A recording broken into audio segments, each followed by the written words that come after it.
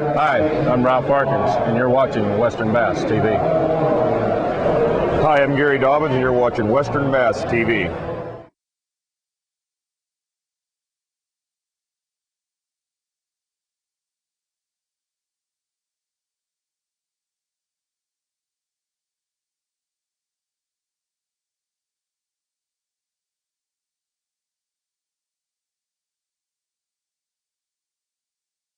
Well, good afternoon and welcome to International Sports Expo, Day 2 of our 4-day annual stop here in Sacramento.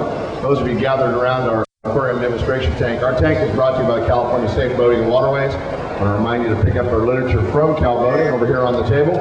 Also want to remind you to keep boating safe, wear your life jackets and kill switches when you're out there on the water. Much like we do when we're on the water, we have to wear them at all times. Our outboards are running, we're fishing tournament competitions. So life jackets don't do you any good if you have them stowed. For those of you gathered around our aquarium demonstration tank, this tank is brought in empty. We fill it up full of water. All our bass and crappie and perch and everything in this tank are brought to you by the California Department of Fish and Game. We're here on loan. They are out of the California Delta. Somewhere in this tank there's a big girl. I don't know where she went. I forgot to look for her. She's right in the middle there. That's a 14.5-pound largemouth bass. We also have one about 10 swimming around in here as well. Kind of playing around a little bit.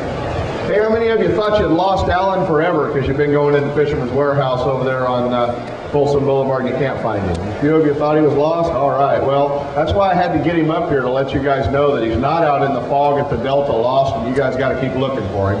He's been around. They just opened a new store in Rockland up on Granite Drive in Rockland, right off of 80, right across the street from the Harley shop and the pottery shop there, and that's the store Alan's at now, and he's managing it. Unfortunately, now they're a lot closer to me, so I have to spend a lot more money, and Alan says he has to see me way too often. So yep, you got that right. Yeah, I'm in there way too often. I try to go to Watt Avenue, but you know, he's so easy to go there right now.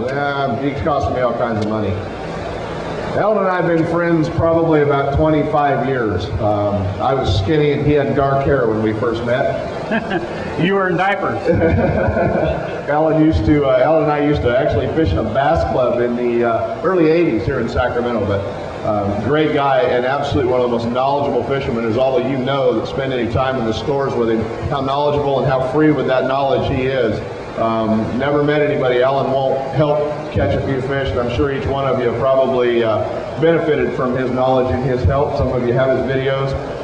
Going to talk a little bit about stripers, a little bit about salmon, fishing in the rivers. Please welcome from Fisherman's Warehouse, my buddy Alan Fong. Thank you, everybody. Thanks, Kent. Okay, good to see a good crowd. I see a lot of familiar faces. This year, when I was down in the Delta, I've been chasing stripers. Actually, like Kent said, when I was fishing bass tournaments and I'd go down there and I'd get into striper bites, it was hard for me to get back to work trying to get a check. And then after a while, tournament fishing got to be like a job, so I just started going after stripers just for fun. And it's really turned over really big for me. One of the things I want to mention first is, you know, when you guys are on the water, especially if you got kids going out, make sure they have a life jacket on. They make these SOSs. They haven't made them for kids yet, but you know, you'll have to wear actually a vest one. But these here for grown-ups, when you put them on, they feel like there's nothing on you. A friend of mine fell in the water. He high 200s. He fell down. He sunk to the bottom, but it brought him up to the top. But safety first when you guys go. Okay, striper fishing down the Delta. It's really tide related. I know a lot of you guys that come in the shop and listen to the seminars. If you were to come in there and ask me, I would try to help you out 100%. When I was bass fishing tournaments, I was a really quiet person. I didn't say too much, kept to myself. But what I've found is that just because you know where someone's fishing or you know what he's using, trying to catch them is two different things. And I figured, you know what, I'm just going to start helping people. And it makes me feel better when we do the seminars at the shop and a guy will come in and tell me he had a really great day and he caught 20 fish. It makes me happy. So I accomplished something. Okay, on the Delta, when you guys are down there, the stripers, usually from October through January, they make that their home and they feed. They're very vicious fish. They feed in big schools, except for the bigger ones. You won't find them in these huge schools. Most of the fish that we're catching down there are anywhere from keeper size on up to about 8 pounds. Later in the year, when the water temperature drops, when I'm showing you the different baits I'm using, that's when I get my bigger fish. When the water temperature drops in the 48 down to 43, I'll get big ones. And this year I caught my personal best, which was a little over 40 pounds. Okay, let's talk a little bit about the Delta. During this particular time of the year, I want to go over something real quick with you guys, is that, you know, GPSs are very, very reasonable now. This unit is $149 and it can save your butt out there. I've been out there many times, you know, in the fall, and at 2 o'clock in the afternoon, the guy that I'm with goes, hey, you know where we are. So it's very important. You can always find your way back with this. Also, these things are very important for marking areas that you're fishing. Some of the stuff I'm fishing, like in Frank's Track or Big Break, what I do is I'll go out there on a low tide. This is usually around in October, and I'll go look around for the big weed pockets. And then I'll go motor by them, and I'll take the GPS and I'll lock the corners in. So I'm going to mark all these spots, and you look on here, it'll show you just like a map, just like this, on the screen, and I'll have all these spots marked.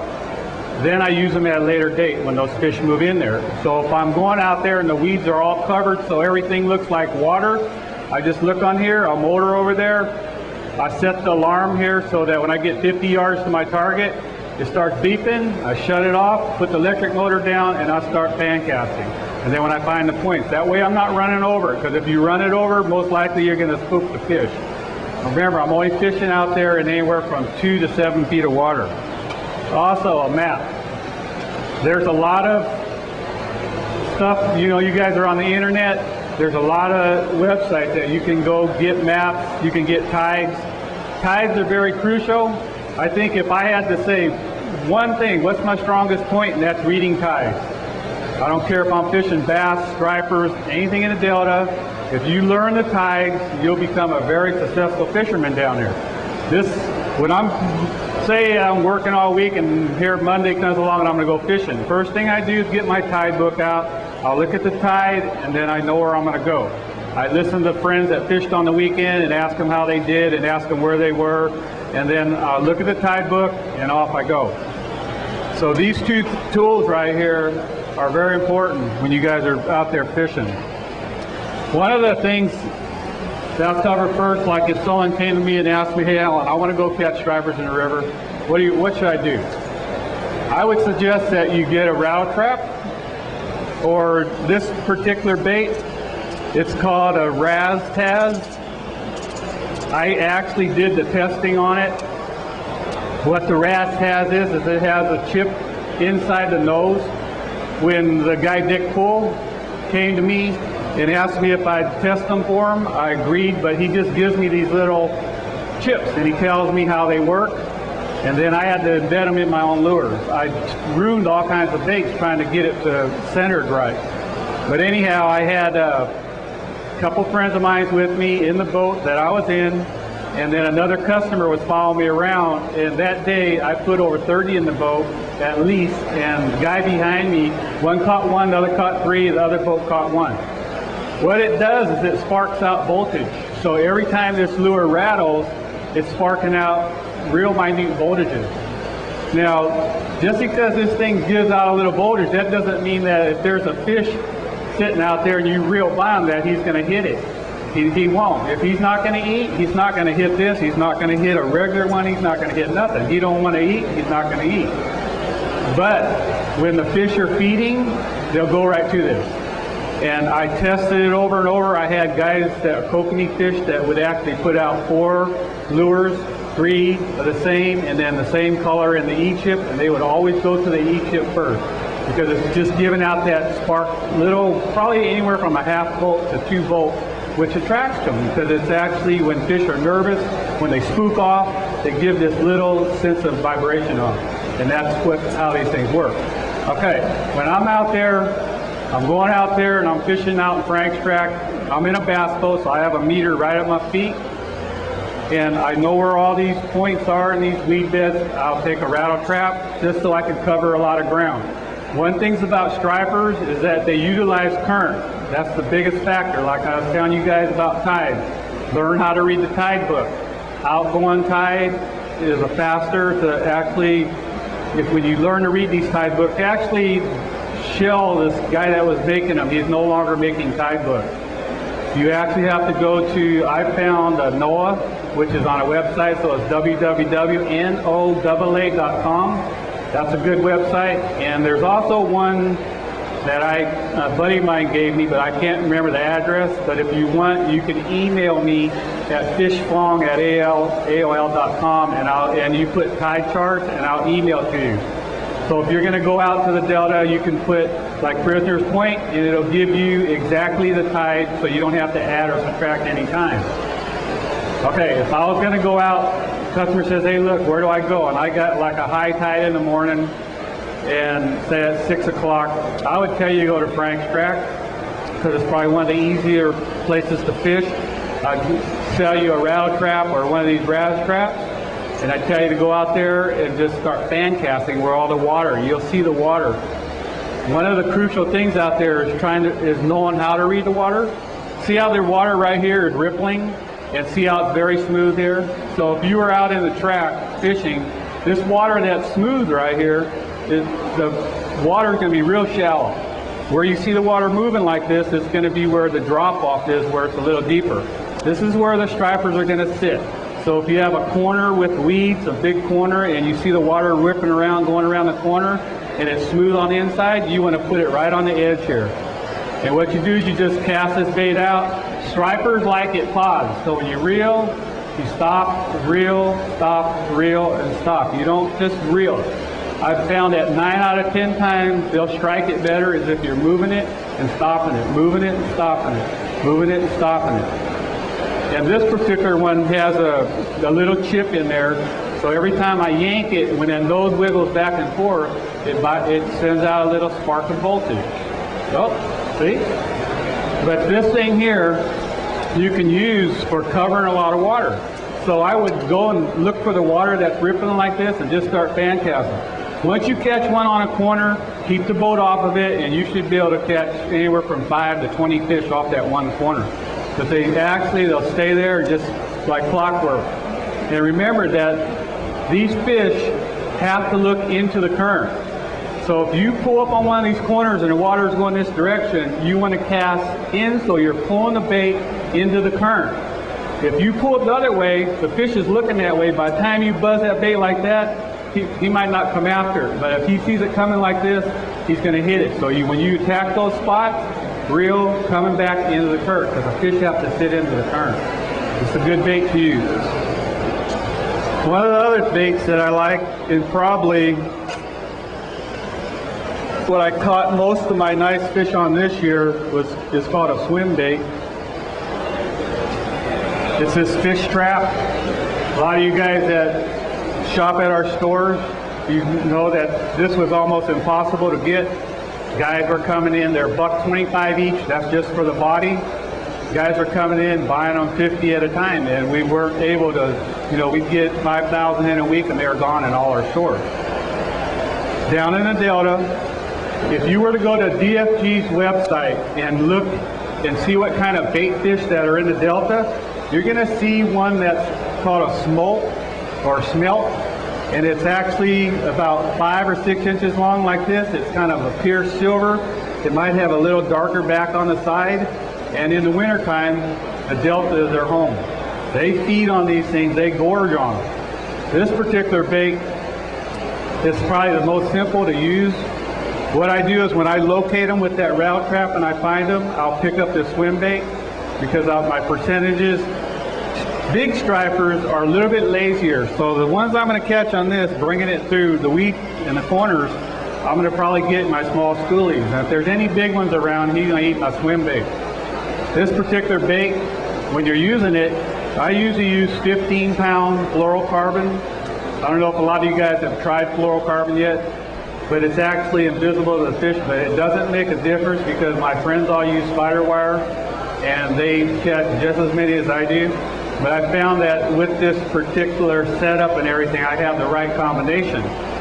If this particular rattle trap here that I had on before, it's probably better to throw it with braid.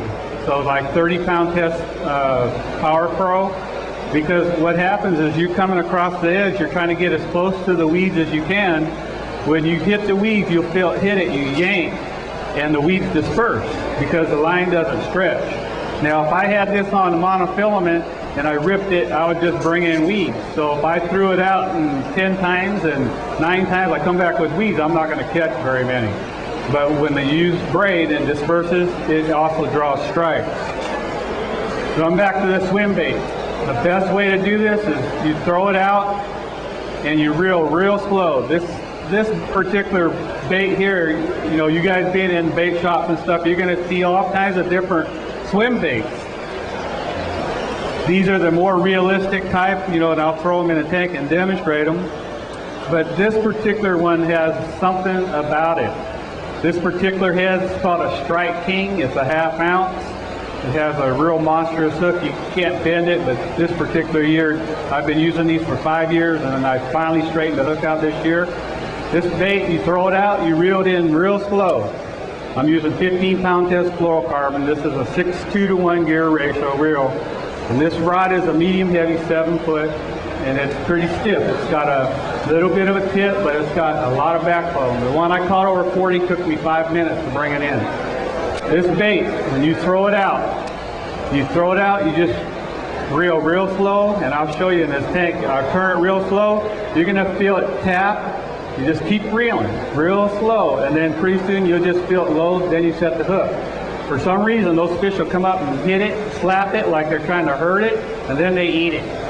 So a lot of guys I take out, and I don't, you know, you know how some fishermen, they talk a lot, so I won't tell them. I'll let them keep missing them, and they have to figure it out themselves. So this particular bait, I'm going to throw it out, and I'm going to turn the handle real slow.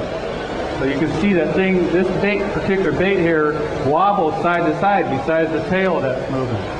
This is probably one of the best lures I've used this year. Caught a lot of nice fish. One friend of mine had a 38-pounder the Monday before. The one I caught that was 40 pounds, I caught it on Christmas Day. But this one's very easy. It works really good for black bass too. And all you're doing is just turn this handle as slow as you can. See, I'm hardly turning it, and it's still moving pretty fast. If you have a 5-to-1 gear ratio reel, it'll probably be easier to use. This is 6.2, and this is about the speed that you want to use it. What I did this year is I got this software. It's called Map Tech. It enabled me to put it on my computer. I would bring up the whole delta, and what I do is it has 3D. Any of you guys ever watch the Bassmasters on TV?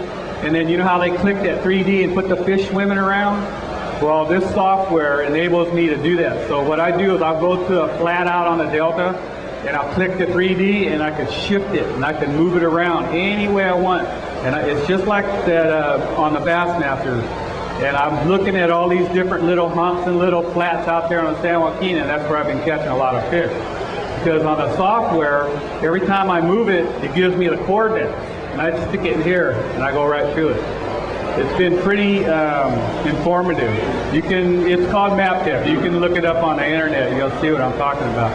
But what I'm doing is I'm looking up these spots. I'll go out there, and basically, I think if you guys figure out the tides and how much velocity of certain areas, I'd say on outgoing tide, I usually stick around from Frank's Track out to Sherman Island, and then on incoming, I'll move in towards Stockton. I've found that stripers move a lot per day. I read an article on those smelt and smolt, or whatever you want to call them. They'll travel as many as 30 miles in one day. So if those bait fish are moving 30 miles a day, I imagine the stripers will move right along with them. So that's one thing to keep in mind. And what I've found that week to week, when you guys are out there fishing, if you catch them on 1 week on a Monday and you go back the following Monday, you won't catch nothing where you caught them the following Monday. The tide's the opposite. If you had high tide that Monday, the next Monday you go, it's going to be low tide. You won't do any good. So you got to make your adjustments. They call it running the tide. This is the other swim bait. This one here is the Persuaders. There's all kinds of different swim baits on the market. This guy designed this for black bass, but I use them for stripers. When there's a lot of big fish around, I'll go to the bigger bait because you can see the silhouette of this is a lot bigger. But all these are just plastic baits with lead in them. They weigh probably about 3 or 4 ounces. And you just throw them out and reel them in. They're very easy to use. When you feel fish hit it, you just have to remember not to set the hook until you feel it load up. A lot of times on that other one that I'm using, I would feel the fish load up.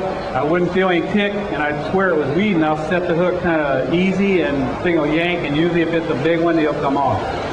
You gotta, anytime you feel any little difference in feel, you need to set the hook hard.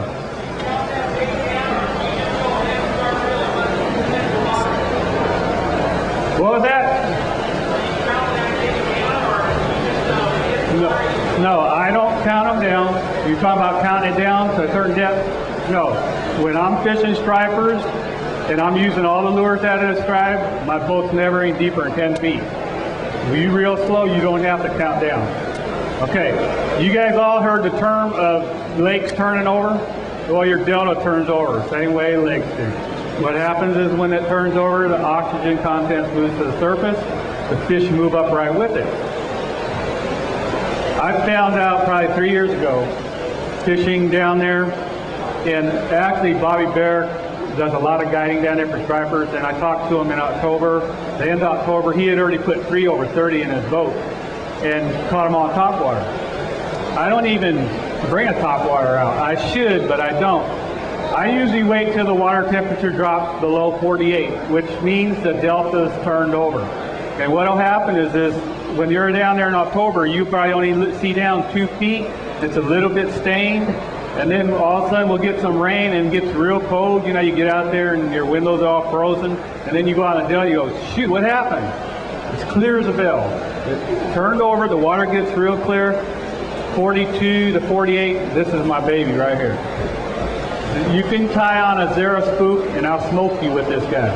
This is a pencil popper made by Cotton Cordell, and if you came and asked me and said, hey, what's your best top water for stripers, this is the guy I would show you. One of the things with these things is, I want to tell you guys is that when you miss a fish and you yank real hard, somebody in boat liable to get injured. These things are pretty heavy, and I always tell the guys that are with me, if you're throwing this thing, you don't set the hook until you feel them yank. Basically, you go to your glass rods, rated 10 to 20. I'll use 15 to 20 pound test on this also, and I put a little snap on here. And I use a scissor kind of snaps because I don't like regular snaps because I've had them come open in the past. One of these things is this thing, I'll get up in them flats the same way I was telling you about, and I'm going to throw it out and I'm going to let it sit. You got to have good glasses because what will happen is stripers don't hit like black bass. So, you guys are out there bass fishing, you're throwing a top water, and you pop it and let it sit, and pretty soon you just see an explosion. Stripers don't do that. Once in a while, I'd say probably 1 out of 5 or 6 fish will do that. The rest of them, what I do is I watch my bait real careful, and I walk it real slow, and you want it at a walking motion, and I watch behind it. And a lot of times I'll see something just swirl behind it. And if the guy that's fishing with me is throwing this and I see that, I always have that white fish trap ready, just sitting right there for me, ready to go. And a lot of times they don't even see them because they're looking for that big old explosion, which you're not going to have a lot of them. I've had like 10, 20 pounders just put a little boil behind it. And I don't know what they're doing. They'll come up and swirl at it. I don't know if they're trying to injure it first or whatever, but I've had them hit it as many as 6, 7 times before I've hooked them. And what will happen is, if I see the guy's fishing with me using one of these and I see a boil behind it, I just grab another rod and where he's working it, I'll throw my fish trap right in there, boom, I'll hook him. But if you keep walking it, sooner or later he'll come up and he'll explode on it and you'll put him in the boat. But this one here is my go-to lure when it turns over, and I'm going to be right on the top of the weed bed. This is called a Cotton Cordell pencil popper. Actually, the fish on the Monday before Christmas, that buddy of mine that caught that 38, we went back to the flat. It took him 20 minutes to land that fish because we were out on the San Joaquin. The current was moving real fast. And We didn't have a net, so I had to pull and play it all the way out, and I grabbed the thing by 2 hands, I flipped them in the boat, and we measured it because we had this little derby going on. And then we put it back in the water, and it just laid there. So I said, you know what, hold them, and I'll drag them around. So I drug it around for 15 minutes, and then it finally crashed and took off. We go back over to that flat, and the other guy that was with us throws a pencil popper. He popped it a couple times, and another big one came up and ate it. Well, he hit it, and he didn't take it, but he didn't set the hook, and he moved it again, and then that second time it came so hard that it rode the bait over, and the guy set the hook and missed it. So me and the other guy threw our fish trap, and he hooked another big one. And it just started heading out toward the middle, just poking line out of his reel. And you know, we only got like 110 yards on here. And I'm going that way, back to the flat. He goes, what are you doing? I said, I'm going to go get me one too. He goes, well, hey, wait, we need to go get this guy. And it's floating. And because, you know, we had a little derby. He had his in the boat, so I want to go get mine. So, but I didn't get one. And I'm still listening to him because he said he could have had 70 pounds for 2 fish. But these are a really good lure to use. Like I was telling you, Bobby uses them early in the year, but I usually go after the water turns over. And when the water turns over, oxygen's up higher, the fish are in the shallow water, in the weed, in 3 to 5 feet of water. Okay. This is probably one of the most, if a guy wanted to catch a lot of fish, spooning is probably one of the best ways. It's the fastest. When I'm fishing these flats out on the San Joaquin and I'm fishing the shallow flats, I always meter up on the deeper side and I'll come up on the flat, and if I'm marking the fish on the side, then I'll turn around and I'll spoon it. I use a lot of spoons, anywhere from 1 ounce to 4 ounces. There's all kinds of different ones on the market. There's a new one that actually I've been working on for 2 years, and it's finally out. It's called the Legend. It actually is the only lead spoon with an internal rattle. So this spoon here has a rattle just like your crankbaits and everything else. It actually has an internal rattle chamber built inside of it. This one here, actually a friend of mine designs. He's the one that designs for does spoons. I haven't tried it yet. He told me that he's caught a lot of bass on it. It actually looks like 2 of them welded together. And his booth is actually right over there. I've never seen the action on there. When you guys are spooning for stripers, I usually use something in a 7 to 7.5 foot rod. Here again, if you go to a glass rod, you'll be more successful than you are with a graphite because there is a rhythm to spooning. I call it a rhythm. The people that have the rhythm will catch a lot of stripers, a lot of salmon, and you could be in a boat and the guy will catch 5-year one because he just has the right technique. One of the ways I found to help it is to use a barrel swivel. This is 15-pound test. I go to a barrel swivel and then I run a short piece of 30-pound test. Sometimes I'll run up to 40-pound test, depends on the weight. And what that's doing is that watch how the spoon works. It actually, see how it flutters? It's very uncontrollable as far as how it moves. It just dances all over the place. So this spoon, that's why you'll be out there and I'll drop the spoon down and I'll feel them kick it. I'll miss it because they have a hard time catching it. When Kent asked me if I wanted to do this again, I told him to add on a little bit on the salmon, and the reason I wanted to talk about the salmon was on a jigging purpose, which I'll talk a little bit at the end. But when you're spooning, what I'm doing is I'm going up, like I said, and I'm fishing the break. So say if the top of this was at 10 feet and the bottom was at 25, then I'm fishing the break. So I'm going to put the boat right here on the side. I got the meter right at my feet, and I look down, I drop the spoon down, and I'm going to jig it. When you're dropping it down, and I'm marking a lot of fish, I'll feel them hitting it as I'm dropping it down. But I'll let it go down unless I get a suicide that actually almost swallows it. But if I can get it down the bottom, I'm just going to rock it. So I'm going to make the spoon flop like this, and what I'm doing is I'm just creating an injured minnow. What happens is the bigger fish are a little bit lazier. They don't want to waste all their energy. They let all the little guys go up there, go through the bait, knock the hell out of them. I think a lot of them will go up and hit the bait and get it all jacked up and just go get another one just to kill it. So when that fish goes down to the bottom, guess who's waiting for him? Probably his mother. So all I do is I flop this spoon on the bottom like this. So I'm actually just working it. So by just look at this rod tip, I'm only moving it about 3 or 4 inches. See, so I'm making this spoon work like it's injured. So I'm dropping it down, I let it hit the bottom as close as the break I can, and I'm flip-flopping. So it's just like as if the bait fish was injured, and then bam, they'll just go and eat this thing. But keep direct contact. It's easier for me, you know, or guys that are in bass boats, because we got the depth finder right here. And I'm actually, I can see my spoon flutter up and down, because I still use a flasher when I'm fishing this way. And I could actually see the spoon flutter. But this is probably one of the most effective way of catching them. If you want to catch a lot of big numbers, you won't get big fish, you'll just get a lot of numbers doing it this way. Okay, any questions on stripers before I move on a little bit? Okay. How many of you guys jig for salmon? And how many guys are anti-jiggers? Because, you know, I do a lot of classes. You know, I'm at the store all the time, so I hear everything from everybody. And one of the things I want to get across is I've been fishing tournaments back in the late 70s and early 80s. And if I was bass fishing in a tournament, and you know, these guys are fishing for $30,000. And I drop this spoon down, and say if I was at Shasta and I was 40 to 80 feet and I'm spooning, and you can see how radical this spoon is, how it moves. So if a fish strikes it, and I set the hook, and I hook him in the side, he goes in a live well.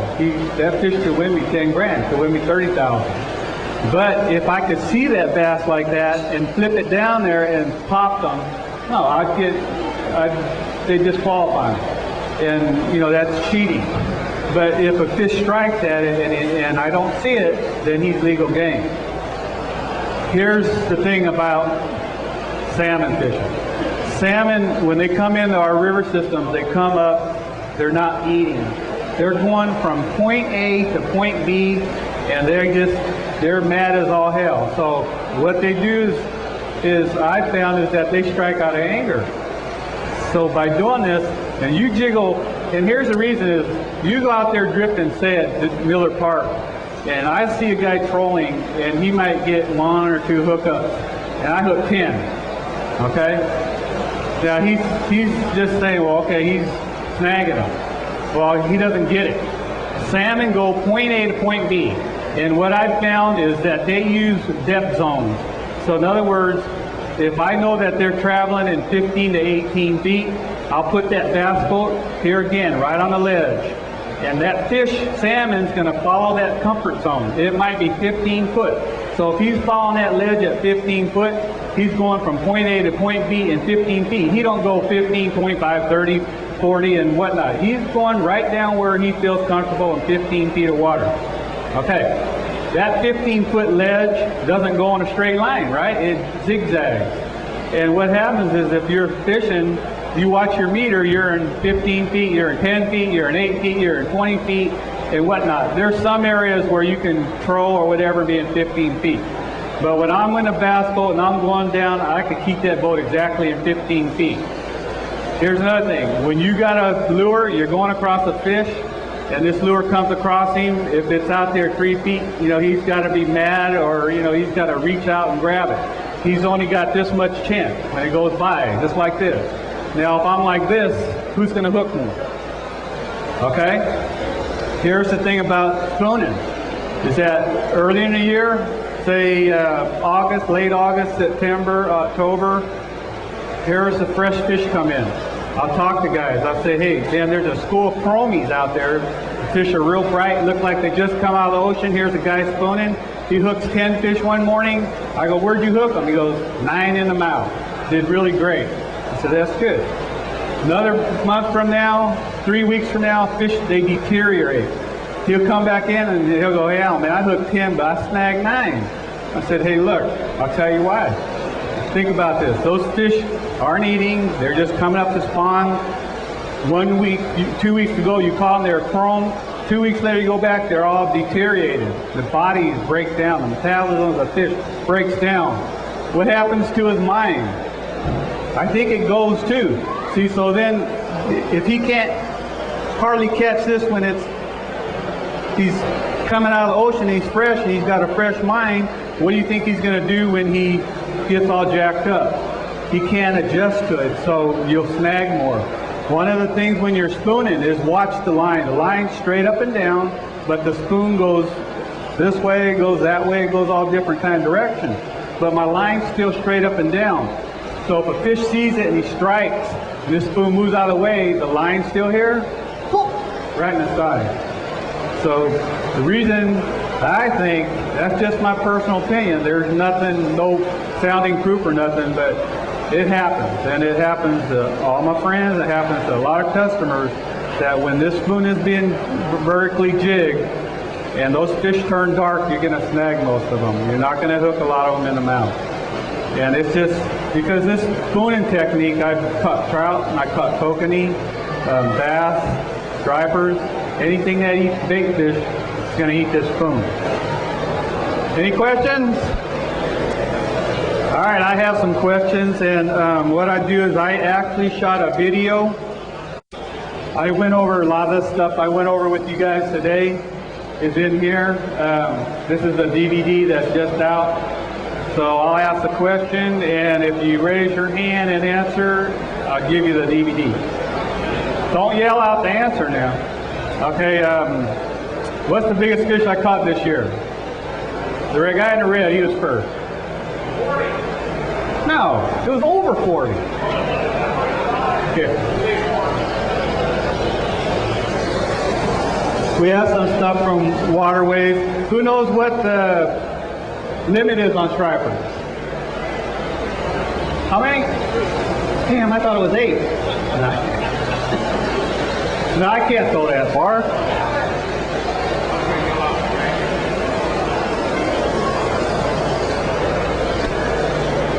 What river am I fishing when I'm down in a delta? We'll go on this side. Where? Yeah, you're right. Where'd he go? Oh, you can come over here and we'll get it to you.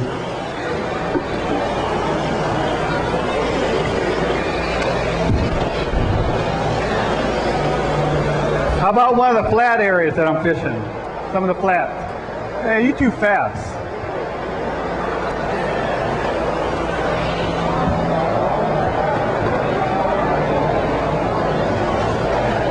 If you were to ask me the go-to bait, what would I tell you? A what? Nuh-uh. Which one? The rattle trap? You're right. And where do I work?